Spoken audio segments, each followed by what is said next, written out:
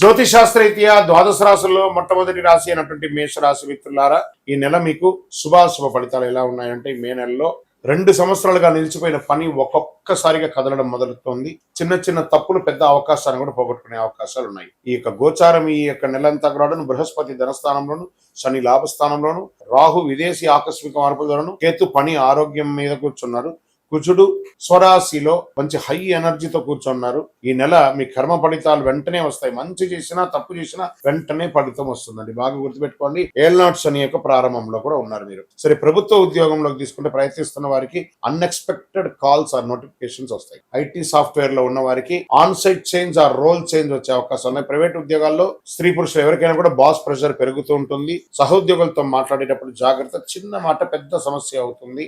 మే 18 తర్వాత మీకు ఒక లైఫ్ చేంజింగ్ ఆపర్చునిటీస్ వచ్చే అవకాశాలు బాగా ఉన్నాయి ఉద్యోగస్తులకి. ఇంకా వ్యాపారంలోకి వచ్చేటప్పటికి కొత్త పార్ట్నర్షిప్ వస్తుంది. పాత బిజినెస్ లో స్లో గ్రోత్ కానీ స్టేయబుల్ ఇన్కమ్ ఉంటుంది. ఇంపోర్ట్ ఎక్స్పోర్ట్ వాళ్ళకి మంచి లాభం ఉంటుంది. మీ దగ్గరికి వచ్చిన ప్రతి డీల్ యాక్సెప్ట్ చేయొద్దు. ఒకటి మీ ఫ్యూచర్ ని మారుస్తుంది. ప్రయత్నం చేసుకోండి. షేర్ మార్కెట్స్ ఎలా ఉన్నాయంటే హై రిస్క్ అవాయిడ్ చేయండి. షార్ట్ టర్మ్ ట్రేడింగ్ లాస్ వచ్చే అవకాశాలు ఉన్నాయి.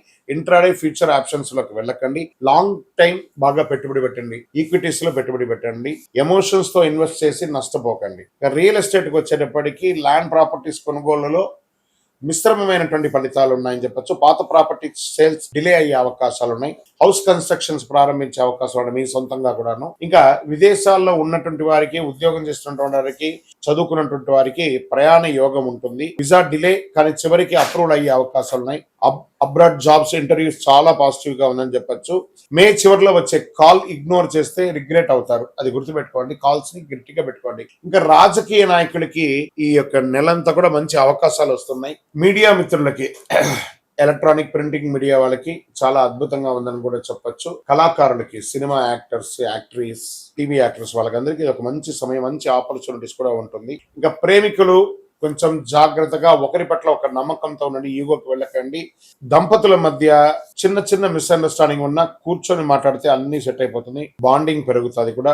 ఈగో వల్ల సంబంధాలు చెడిపోయే అవకాశాలు.